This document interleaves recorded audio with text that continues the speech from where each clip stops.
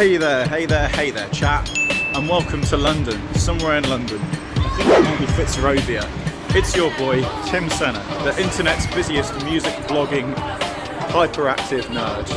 Suck it, Fantano. I'm here going to Lafayette tonight to vlog with an awesome band called More Asterisks, or More Star. I found them during lockdown and they've got this really sick sound which is kind of alt folky.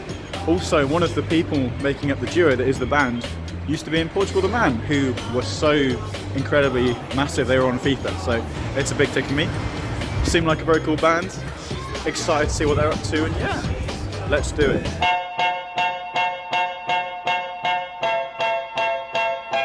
Right, More live at Lafayette. We have Kane and Malcolm. How are we doing, boys? Good, very good. Very good. Very well, rather. Very well. What number gig is this for you guys? Because I feel like you're not. I think a lot of your early work was in lockdown, so are you well versed with live music as More at the moment, or is this quite early for you? It's pretty early. We've gone on two tours, one of which was pretty miniature. Yeah, done a lot of touring, but it really does feel new every time, and especially because we're still experimenting with how we want to do things live. It feels like a clean slate every time, you know. And I mean, the story of how you guys started as a band, based on the Spotify bio at least, I think it was you, Malcolm, chasing your heart to LA and it ending catastrophically badly. We've all been there with love, but I guess it's nice that something great like More was born out of the tragedy. Yeah, I think our producer wrote that. He's a guy named Tony Berg, and he has a flair for the dramatic.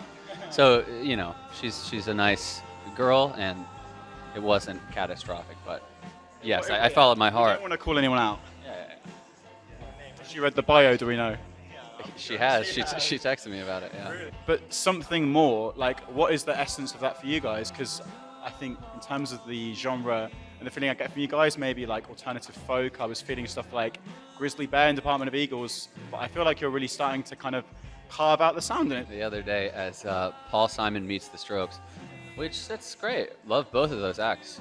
But I think, as far as the name of the band goes, it's more of that duality of proclaiming yourself to be more and then writing it in lowercase, so you're not quite sure.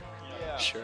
The way we found, or the way we landed on the name was we saw, at the time I had a girlfriend who was making a movie and she was sending poster references to somebody, a graphic designer, and one of the references she sent was this movie called More. It was a 70s movie. I think Pink Floyd did the soundtrack. I never ended up seeing it, but the poster was so cool, and we'd been throwing around a bunch of horrible names.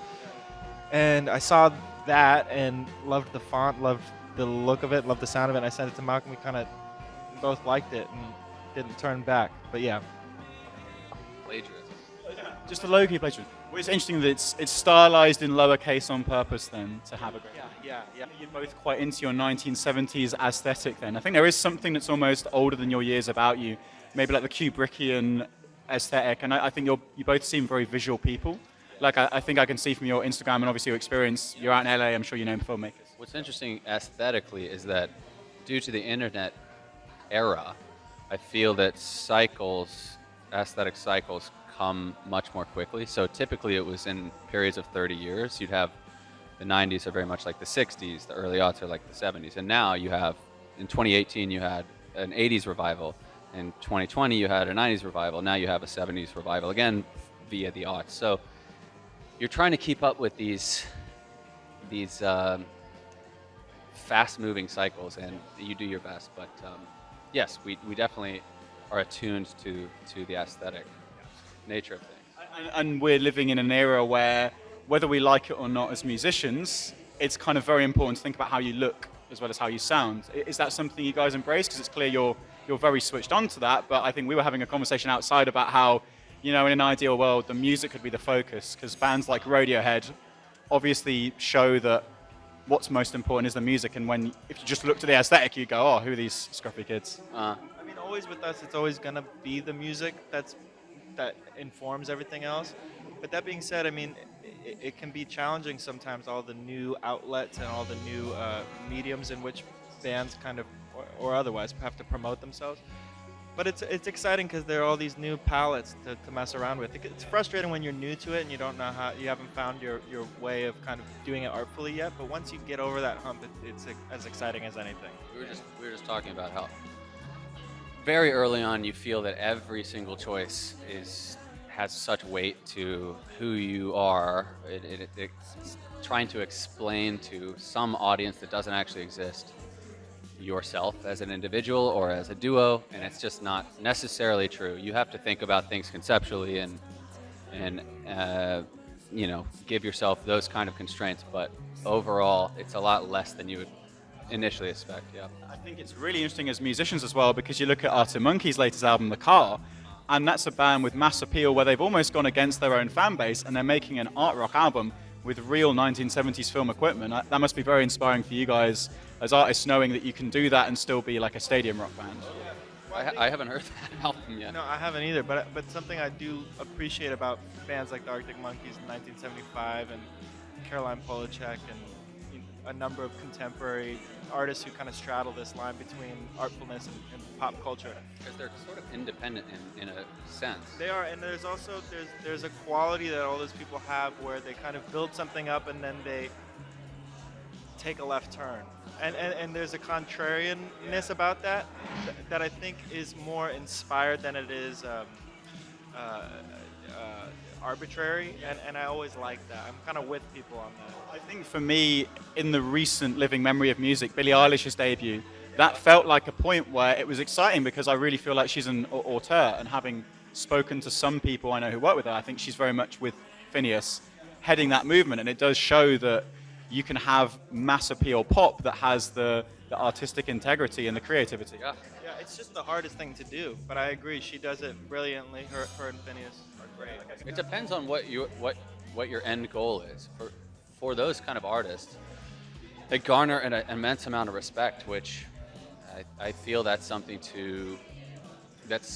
worth chasing. I'm not entirely sure why. Maybe it's like a question, existential question or something. But yeah, especially for Billie, she's killing it. Yeah. I know we kind of veered away from musical influences, but to go back to them, a band called Blue Nile, okay, and you're both a fan of them. I saw a photo on your Instagram, so I'm not familiar with them. So, I mean, can you tell me about Blue Nile? I'm the most envious of Kane for. He's having met Paul Buchanan, yeah. I mean, that's like Lennon for us, in a sense. Yeah, he's the guy. Did you learn some pearls of wisdom from him? Let me tell you exclusively about my experience with Paul Buchanan. So we're attached to this film that is still in pre-production called Everybody Here Wants You, which is a Jeff Buckley biopic. And the director of that movie, Orion Williams, is friends with Paul. And we had mentioned in rehearsal, I don't remember what we were talking about, but we mentioned Blue Nile and how much we love Blue Nile. And he told us that he knows Paul. And so when I came out here with Haim, it was after me and Malcolm had finished our run opening for them. I reached out to Orion. I said, hey, is there any chance you can connect me with Paul? Because I'd love to just meet him or take him to breakfast or something. Yeah. And he connected us through email, and I started talking to Paul, and we ended up meeting at this botanical garden. And we sat and talked for about 2 hours about music, about life, and he was just the most lovely, warm person that I'd met in a long time. And I could not be a bigger fan of his. Both of us could not. The Blue Nile is such a big influence. Yeah, I always think that artists who've really been there for decades, there's a kind of wisdom. I mean, old people generally, but also the artists who've been there. I always try to cherish the advice of the people who've gone through it, because you can just sit and listen for so long, and it's a great way to learn. In terms of your own music, I think the track of yours I heard that really stood out to me was Keeping It in the Family, because I don't know if do you know Grizzly Bear? Yeah, so I think that was a point, because they're one of my favorite bands. Where I think you're not similar to them per se, but that track, it felt spiritually like it had that energy to it, and yeah, it's just like you've got the catchiness, but also there's a lot of substance there. So what's that song about? I got a quick question for you before so, on the Grizzly Bear. Have you heard? Because a friend just recently turned me on to this. Have you heard Michael McDonald's version of these Grizzly Bear songs? No, but so Michael McDonald is also, not unlike me and you, a huge Grizzly Bear fan, and I guess he reached out or somebody reached out, and there's versions of him singing. What's that song? 2 weeks. Yeah, 2 weeks. There's a version. Play on piano. There's the same recording, but Michael McDonald singing it. It's amazing. Everybody should check it out. I don't know. How did that song go?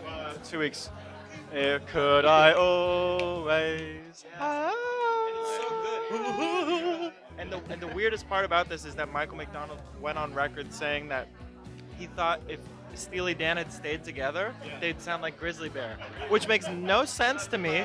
And yeah, no, I think Another Change feels to me your best song, in my opinion. I think like it's the title track from the EP, and it feels to me like you've released 1 out of 2 and then 2 out of 2, and then you've got to a point where your sound is already quite fleshed out and it's got a direction. So do you feel like even though you're quite early with Another Change, you're starting to get that balance, that sweet spot? With the song in particular? Yeah. That's interesting. I think the first 2 EPs. I think the first 2 EPs were very maximalist because we went in with Tony Berg and we attempted to make an album, and we didn't know exactly our direction, so it ended up being every direction at once, and we loved it.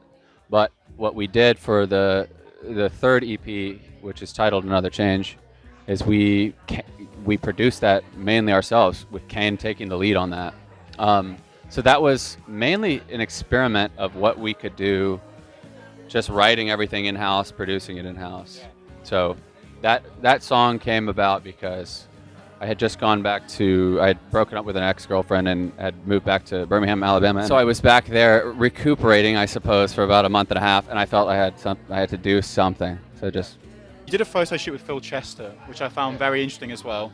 You've kind of got I don't know how to describe them, the tiles, they're almost like bathroom tiles. And then there's, on the final slide of one of those pictures, it's suddenly bright color.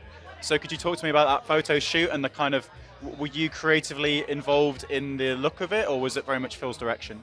It was Phil's direction regarding the location. I guess he gave us a couple options to choose from, and we chose that one. The coloring being the last slide might seem symbolic, but it's not. It was actually the first test. It was the first test shootings, but I guess we just wore our own clothes that day, and I guess we're attempting to find the next avenue, the next change, another change, if you will. Also, I find that, like, honestly, the best way, you always kind of have to leave room for randomness, when it comes to like the way you present yourself. And the best way the most inspiring way that we discover meaning, whether it's visual or musical or whatever, is typically kind of deciphering meaning out of something that happened coincidentally. You know what I mean? Because it's kind of nice when shit just happens. And that was one of those things. We shot it in like an hour. Phil was amazing, and I think he did definitely had a real vision for it. But there's something interesting about kind of how much meaning can be put into something after the fact. It's also a testament to working with the right people. You work around a bit, I guess, as a band. You don't know technically who you like as a photographer until you do it with them. And he's such a personable guy, such a great guy, and such a talent. So thank you, Phil. Shout out to Phil Chester. Another shout. I think there's such a point to dial in on there. So I've made videos kind of, amateur. Yeah, I would say amateurly because I haven't been paid to make a video, but as a passion for about 10 years. And some of my favorite moments have been ones that I couldn't have planned. Like I remember filming on the beach in Brighton, in the UK, if you've been there, where there was a zip line on the beach, which I didn't notice. And I was sitting down with this camera facing me, talking like I am now. And then I looked up and saw someone spinning around a zip line. And I was like, oh my God, and I just ran over and got the camera and turned it round. And there's a beautiful one shot of that moment. And it's like, just as you say there, you couldn't have seen the color coming. It's like you have to be creatively, as a filmmaker or a musician, ready to embrace the spontaneous moments. Same thing happened to us on a video for a song called Settled In that we did fresh into the pandemic.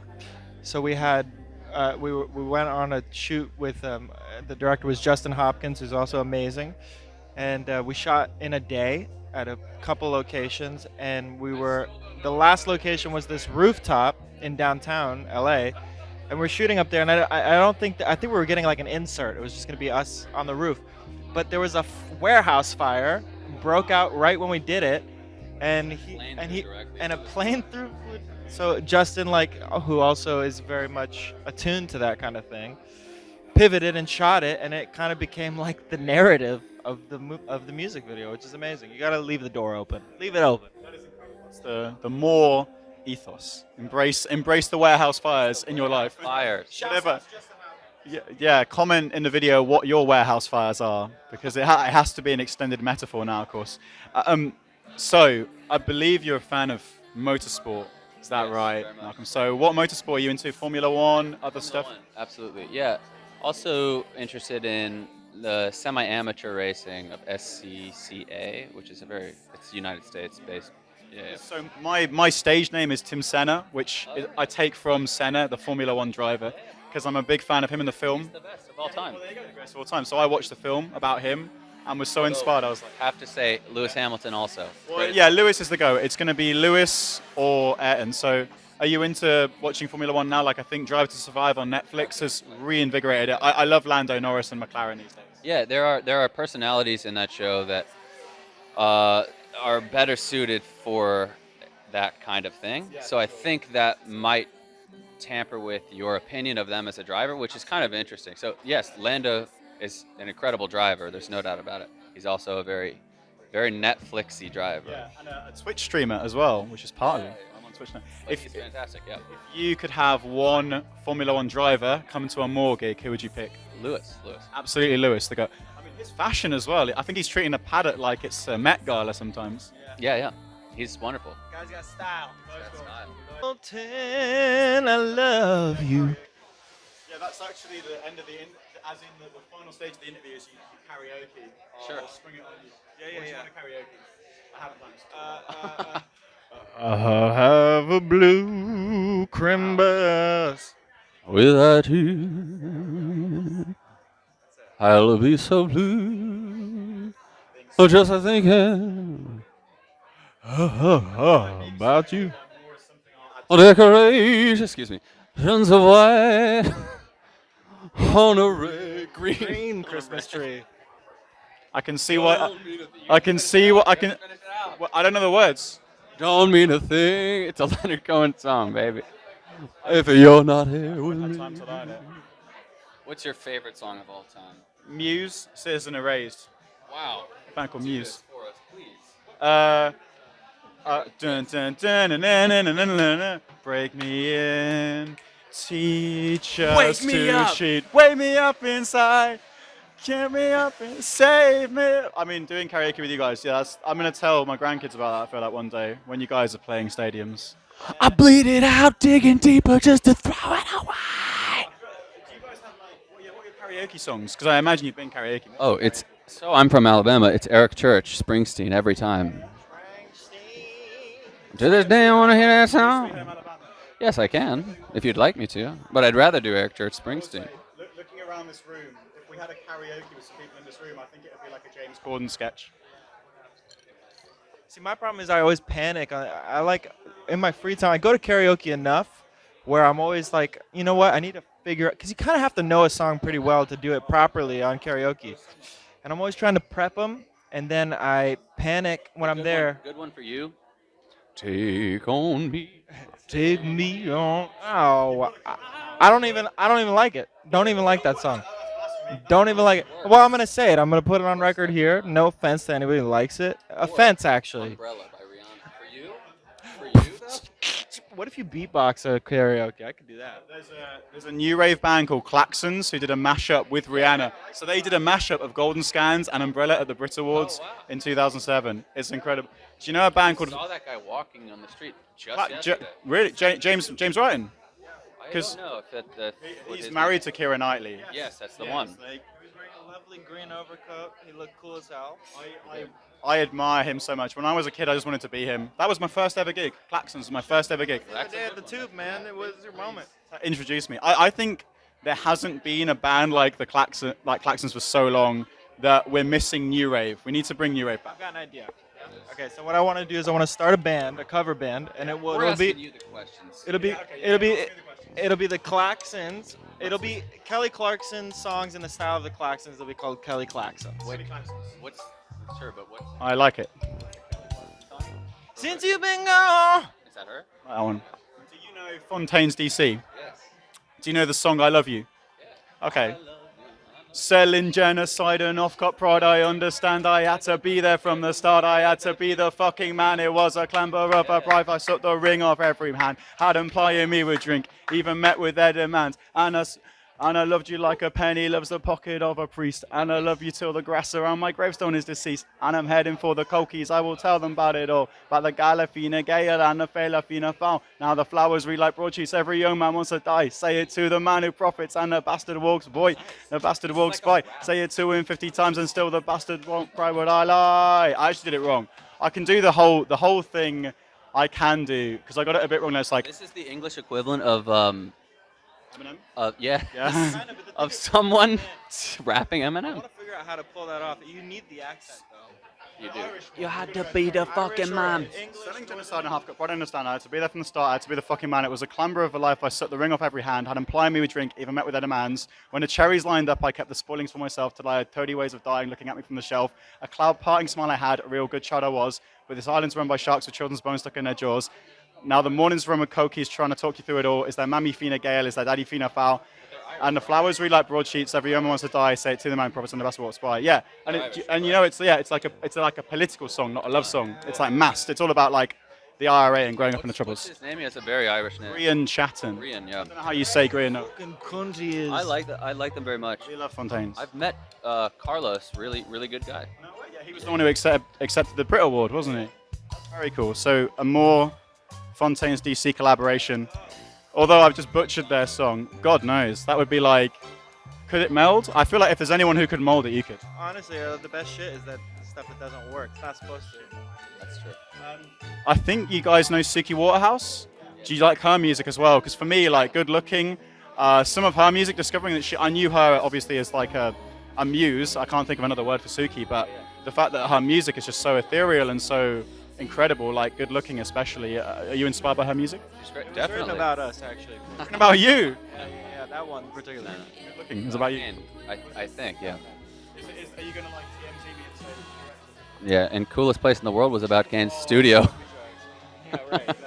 I'm pretty sure the whole album is about Kane. Moves is about do some of your dance moves. Are you in love with full people? Moves is about this. She knows about the move. No, Suki's Follow the neon lines. Suki's amazing. Shout out Suki Waterhouse. And love to see that because I think she has been attempting to do music or hasn't put it out but has been thinking about doing that for a long while. Hey, Bubba. So yeah, Anya has just kicked Malcolm's leg off frame. We met Suki like a few years ago working on Daisy Jones and the Six. Yeah, in LA. We were working on this TV show that's coming out now, and she hadn't released the music yet. And I remember her playing us some stuff, and it was amazing. She's awesome. She's brilliant. It feels a very spontaneous thing. It's so random. Like I've managed to speak to her a few times on DM because she was like, she posted a picture of a shower saying, "Oh, show day shower," and I just put show -er, and she added that to her story, and I was like, wow. She seems a very cool, down-to-earth person for who she is, and I think it's amazing when you meet people who really are successful, how often they don't really believe their own hype. I think it's a very refreshing thing to see. Yeah. She's really cool. I feel like that's a true statement. We could have a really cool super group with you guys, I think. Who would it be? Yeah. You, Grizzly Bear, Suki. Let me ask you this. You have a live act, and you're to pick 5 musicians from all of history to join you. Who are you choosing? You got to go Bach on the keys, I believe. They're playing the Nord. He's playing the Nord, and he's going. Okay. Okay. Well, I feel like this question. Then I already object. I object to this. Okay. I apologize. I'm thinking Matt Bellamy from Muse, which I would need to have. I think Peter Hook from Joy Division, the bassists, one of the best bassists of all time.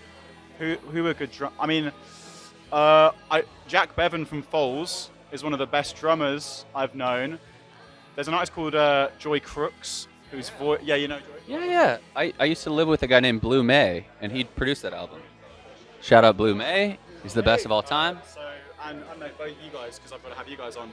That's right answer. Sneak it in there, right answer, right? You're in the band. So Am I? Well, do you know, I've actually just started my own band, and I think the thing that I struggle with is that I'm good at piano. My dad was a piano teacher, but I can't sing. So what would your advice be? Because you have a beautiful voice. How do I sing? You sing. Here's the thing about singers. They believe that they deserve to be heard. So you have to develop an ego, and that's the only thing. Yeah, it's a good start. Having a career, being on camera voluntarily is a good start then. Wow. Moore, thank you so much. This has been one of the best interviews I've ever done. You guys are awesome. Yeah, enjoy the show. All right. Sorry, man. That's how you film. Begin a whole new life until we move into a new flat. Yeah, That's the behind the scenes. yeah, where's your focus? There, film like this. So manual focus, you see that? Yeah, I get There's a boxing gym. Oh, look, terrible. I'm sorry. That's No, I think you're a natural. Yeah, so then when it's closer up, you got to do that. Yeah.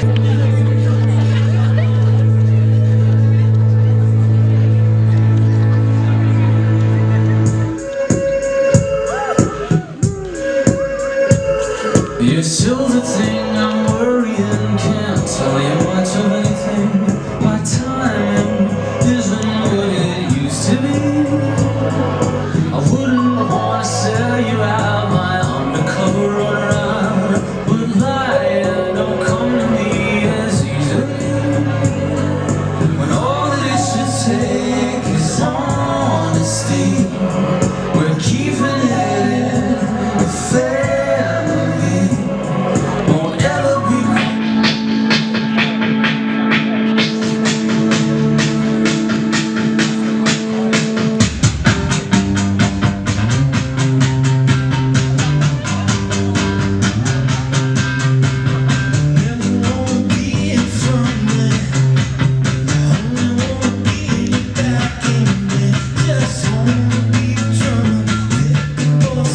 Songs tonight. That one was new, and so is this one.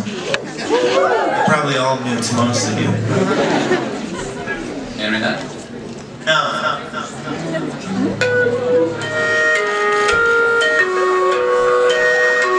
Candy stars calling. That's calling.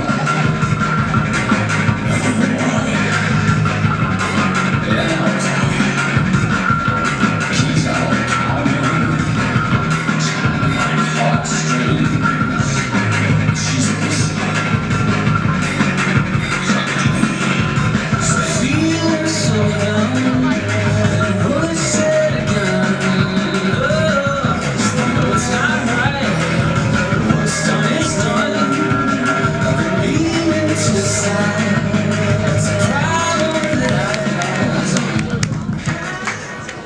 My beloved guitar.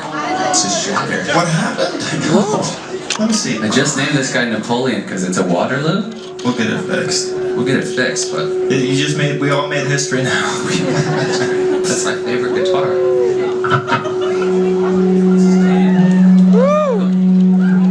You guys are lovely.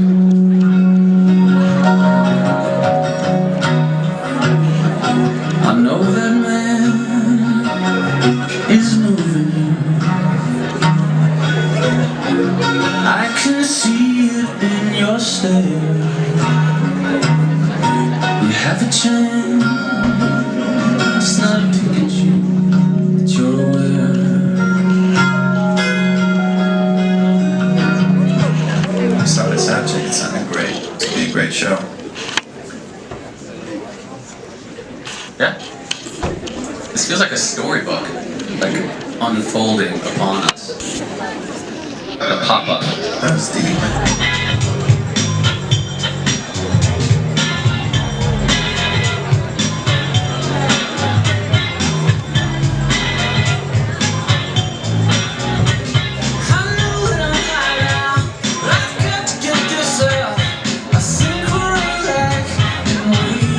I can't quite explain why, but I might come